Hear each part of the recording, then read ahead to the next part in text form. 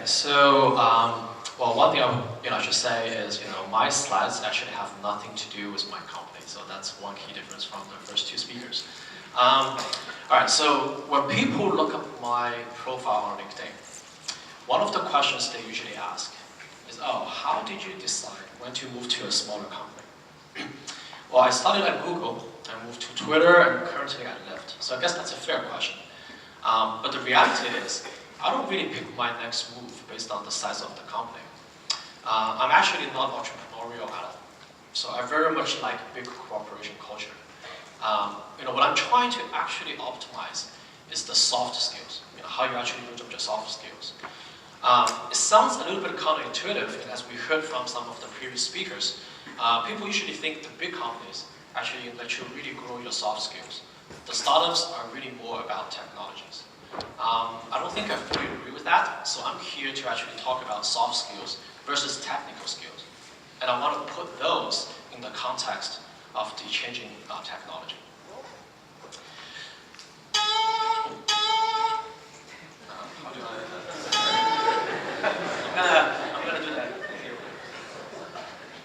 All right, here we go. So 5 years ago, when Internet of Things was still a new thing, I remember, there's like multiple conferences of this sort on IoT, every month, if not weekly. Before the consumers can really wrap their heads around what to buy beyond just the Nest thermostat, virtual reality came into the spotlight. Right? So with Facebook's $2 billion acquisition of Oculus, VR just became like one of the buzzwords in the engineering world almost overnight. So by the end of 2015, I believe, there's actually more than 200 companies making VR products. Around the same time, a lot of my friends actually left internet companies to pursue their entrepreneurial dreams. And a lot of their dreams coincided on commercial drones and commercial robotics. So the public fervor in artificial intelligence actually reached its climax around March 2016, when the whole world witnessed AlphaGo defeating South Korea's legendary Lee Sedol in a series of 5 Go games. I bet every engineer just watching the YouTube live broadcast wished they had been studying artificial intelligence, so they could sit at the table representing Google's deep mind, as Dr. Ajay Wang did. The more recent of the story was also very familiar. Autonomous vehicle just dominated the whole headline for the rest of 2016. Stats from Google Trends indicated the search volume of the term self-driving quadrupled in those 2 years. Tech giants, as well as all major car manufacturers, just joined the race. The Chinese companies no exception.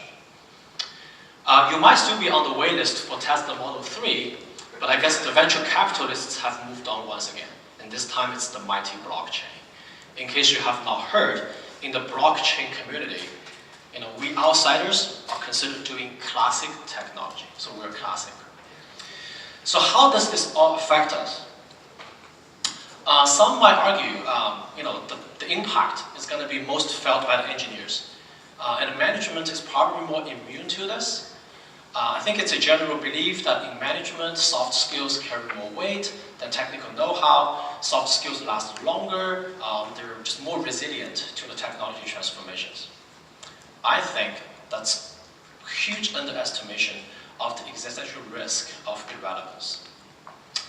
So I remember, when I was in college around the millennium, I guess I'm revealing my age, I saw a lot of students from other departments just taking computer science courses at the time. So back then, just knowing how to work with a database could land you a decent job in IT, let alone knowing how to program. I actually think the technology changes today is fairly similar to that time, if not bigger. Now, 2 decades after the dot-com boom, engineering is still one of the highest paid jobs. Right? So in the grand scheme of things, we engineers are still relevant. And remember, the tech industry is such a behemoth that if we choose to just stay within our comfort zone and keep doing whatever we have been, I think the industry can accommodate us. Right? So we're not going to be ruled out. However, the career growth, the long-term career growth, the next 5–10 years, is no such guarantee. Every time there's a major technology shift, there's a huge demand for specialists to to actually lead. Now, I realize this might be a little bit different from what Dr. Ramsey just said, but every time there's a major shift, specialists are more useful. The specialists actually innovate. The generalists enhance.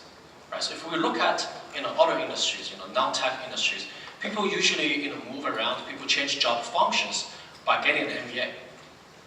Now, tech has never had full recognition for this degree. It's not a prerequisite for our job growth, right? So, career growth in tech companies, MBA is optional.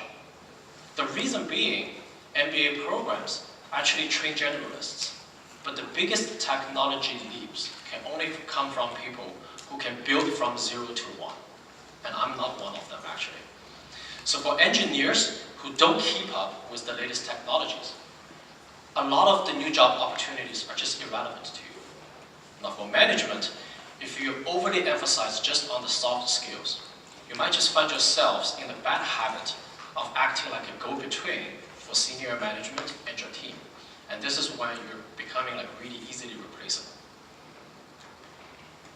All right, another trend that's really threatening to make all of us out of touch is technology commoditization. Now, unlike the endless stream of novelties in the last couple of years, some of which are apparently ephemeral, technology commoditization is irreversible and irresistible. So tech giants, tech conglomerates like Amazon, Google, they're increasingly embracing open source and software as a service. From computing infrastructure to mobile operation systems, to data visualization, to machine learning libraries. Right, so Google, for example, is so firm with this strategy that they're starting to actually just share some of the latest technologies. Just this past week, they released activity recognition API. So this is to predict a user's activity, whether I'm standing here talking, or walking, running, or driving, based on mobile sensors. And then they return that information through API to the apps running on Android Pixel 2. So consequently, the smaller companies, like the startups, are thinking a lot more about what I should buy, what I should integrate, as opposed to what I should build. So I've been doing fraud detection with 3 different companies. Right? So, we thought about starting a company around it. And in fact, one of my advisors, I think back in 2014, he actually said he could almost guarantee 2 rounds of VC funding if we were to do it. Because many tech companies were just pouring so much money and people into this just to reinvent the wheels. There's a lot of duplication here.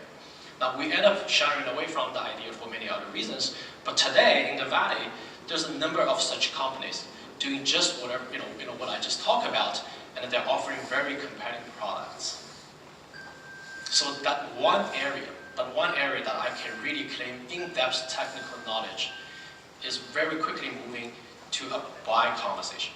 So this is the risk. This is why I feel there's a risk of irrelevance. So the new technologies, the commoditization of the developed technologies, are actually giving big companies a lot of leverage over the smaller players. So being close to cutting-edge technology or the potential big financial return, so these 2 used to be the selling points for startups. But today, the big names can offer the same. Some of the tech giants are so cash abundant that they can just easily create startups within a big company type initiatives. Google X is probably one of the great examples. Right? So after all, these big companies are less vulnerable to any particular failure. They don't even have to be the first mover. They can usually come from behind. They can do it better with their computing power, their manpower, and sometimes their capital power. They have much less short-term constraints, so they can choose to do the right things. Now, in the recent past, we've seen a few great examples where extremely long-term bets have paid off. This is Amazon's AWS, this is NVIDIA's GPU, just to name a few. All right, so now, as a result, even for some of the very successful startups that have exited, if you think about the financial return to individual engineers, it may still look pale in comparison to what you get from the market value gains of the biggest names over the same period of time. So that's the big company advantage. Now, but what you actually give up a little bit by staying at the big companies is the fast tracking of your soft skills. because you're more likely to be confined into your own function, even if your title keeps rising. So let's look at the other side of the story. If you do prefer staying with a smaller company, you just have to change or adjust your expectation and strategy given the latest trends, right? Because the big companies are no longer synonyms for just being stable but slow. At the same time, smaller companies, startups, are no longer equal to just cutting edge. Just facing the ever-growing competition from the big companies, from the more resourceful companies, even the few that are really pushing the technology boundaries, they tend to be compartmentalized. In other words, they focus on a very tiny thing of a bigger picture. Right? The technical barrier for starting a company has dropped dramatically over the years. Thanks to commoditization, thanks to open source. So more and more tech companies are founded by non-tech people these days, with a lot more focus on product, on design. So this demands an interdisciplinary skills, from everybody, engineers included. The earlier stage the company is, the more likely that you're going to be expected to be the product owner, regardless of your role. Now, being able to wear different hats is even more of a requirement for management. So in the old days, I was trying to just keep my technical relevance by attending engineers' architecture talks. Right? So today, I'm actually spending a lot more time just looking at vendor solutions or possible acquisition targets. So when I do that, I'm dealing with much partial information. And I'm talking to not my colleagues, I'm talking to people from other companies, sometimes the salespeople, who have all the motivation to just make their product offering sound flawless. So how you filter the noises, how you cut to the chase, how you actually just ask the right questions, read between the lines. These are all communication tactics, not necessarily available in pure engineering conversations. And then there's the cost-benefit analysis, there's the risk management, contract negotiation, vendor relationship building. All this experience, would have been the privilege of people in other functions or people of higher ranks, and wouldn't have been this frequent in the old days when building software in-house was deemed a better culture. So things have changed.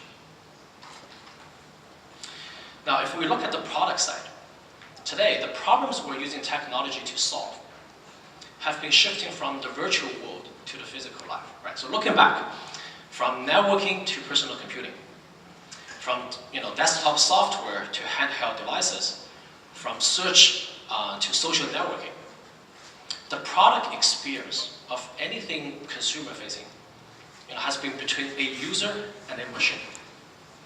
So engineers are direct users of the products they build. They can feel, they can actually see the changes firsthand.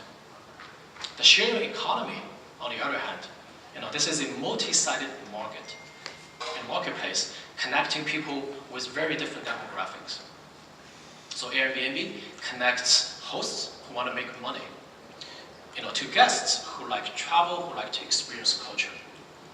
Instacart connects consumers, the people actually giving you the shipment, and also the merchants. Now, we engineers might actually represent one side of the marketplace. For example, we're building Lyft passenger apps, and we're Lyft passengers ourselves. But our insight into the other end of the user spectrum, in our case, the drivers, is very little to none.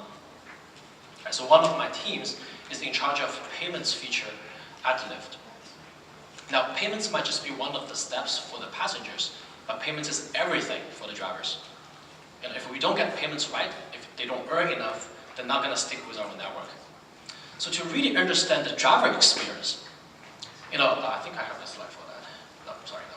So to really understand the driver experience, the corner cases, their pain points, we actually encourage everybody in the payments world, engineers, product managers, operations people, we ask all of them to sign up as Lyft drivers. So one of my PMs, when he first drove, he started from a pretty remote place in the Bay Area without that much demand.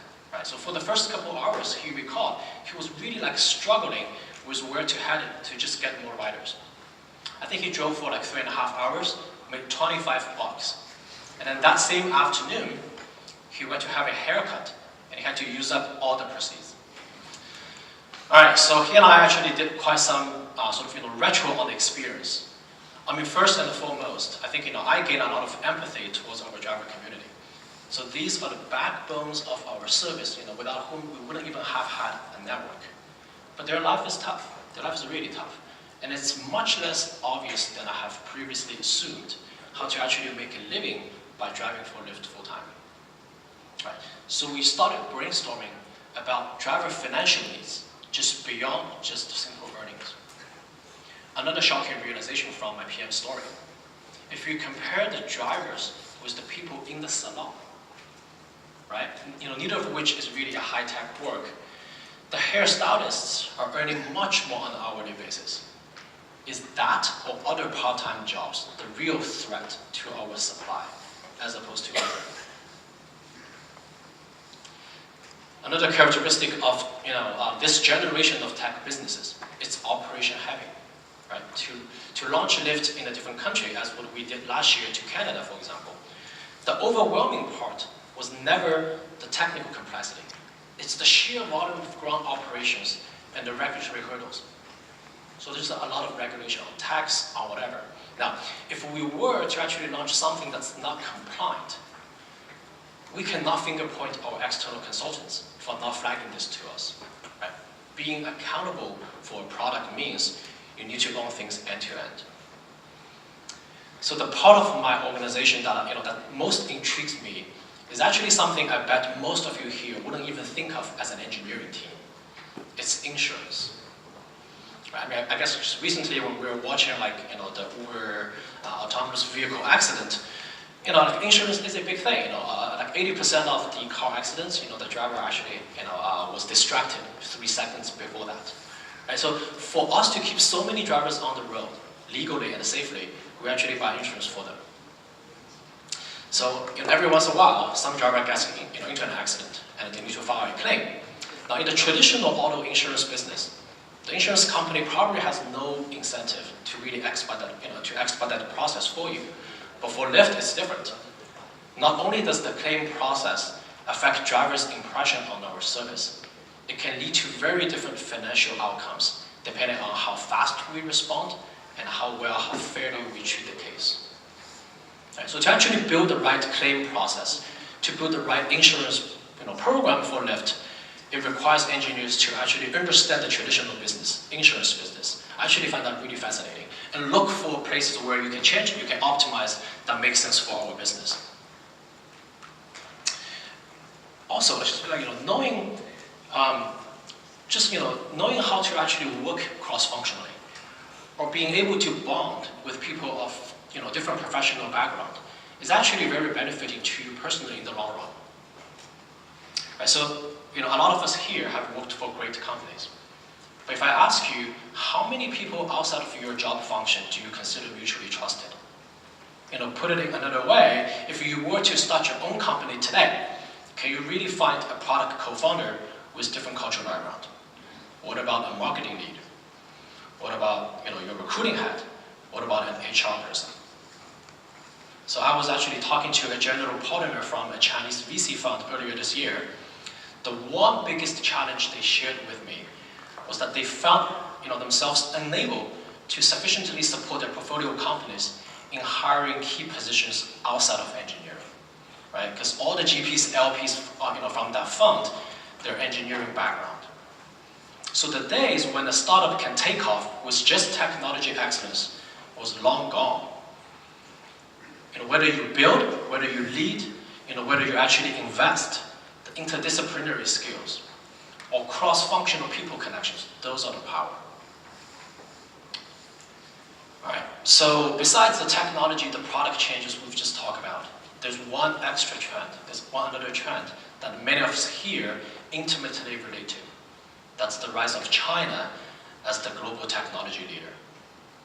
So undoubtedly, China has leaped ahead of the US and the whole world in a number of technology areas and the application of those technologies.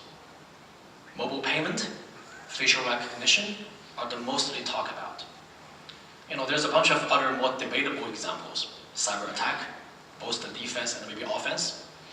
Smart transportation, bike sharing specifically.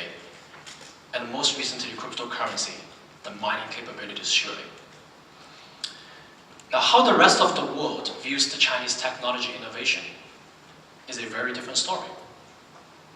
So there is a Economist magazine article recently that said, and I quote, "American attitudes towards Chinese tech has passed through several stages of denial for the last 20 years. First, it was just an irrelevance. Then, the Chinese firms were sometimes seen as copycats or industrial spies. More recently, China, the country was viewed as a tech Galapagos, where unique species grow that would never make it beyond its shores. A fourth stage has just begun, marked by fear that China is actually reaching parity." So this rhetoric, this adversarial rhetoric has taken root in the United States, fostering an atmosphere of anxiety and fear for technology cooperation with the Chinese firms. This article really resonates with me based on my personal experience. 2014, I was on a trip to Shanghai with by then the CEO of Twitter, Dick Costolo. So we went there to actually explore potential opportunities for Twitter inside China. We ended up hearing a lot about WeChat. And so at the time, Twitter was all in on public conversations. It didn't even think about private messaging would have a future. So the CEO actually flipped the decision after the trip and asked the company to really catch up on its private messaging product. Now the effort, unfortunately, was never successful, in part because when it came to building the actual features, there was just this unexplainable resistance to learn from WeChat. QR code, for one, just took forever to get by. Another case in point, I've been doing anti-spam, anti-fraud stuff at various companies. I had always wanted to collaborate with my Chinese counterparts in Chinese internet companies, Baidu, Didi, Alibaba. There's no dispute, they actually have much more sophisticated anti-spam, anti-fraud techniques, given the orders of magnitude more sophisticated attacks they've seen in China and have dealt with. But the proposed cooperation was called off almost by every single company I worked for because of the insurmountable concern of sharing user data with the Chinese. So this has to change. It's been like this for decades, and there's no sign of this going away anytime soon. So I'm calling upon all of you here to help do something and fix it. I don't have a great solution, but I don't accept that nothing can be done. Right? So we can at least lobby and influence the people around you. Or maybe we can focus on improving the image of Chinese companies by founding our own companies and doing the right things. Or perhaps more practically, let's bring the Chinese technologies closer to the American small and medium businesses so they can actually see the value add. Hence, they will actually have the demand. Or more technically, what about we launch a non-profit which is subject to the user privacy regulations, but can serve as a middleman to obfuscate, to anonymize, to randomize the traffic between the actual collaborating parties. Now, whatever the solution is, every effort counts. I will end by saying, I hope before long, the Chinese-born companies can actually really achieve market penetration beyond the Asia-Pacific regions. Not just with their technologies, but with their product ideas and also corporate culture. And we engineers are all part of this. But we can only achieve an impact if we stay technically relevant and we see ourselves not just as engineers,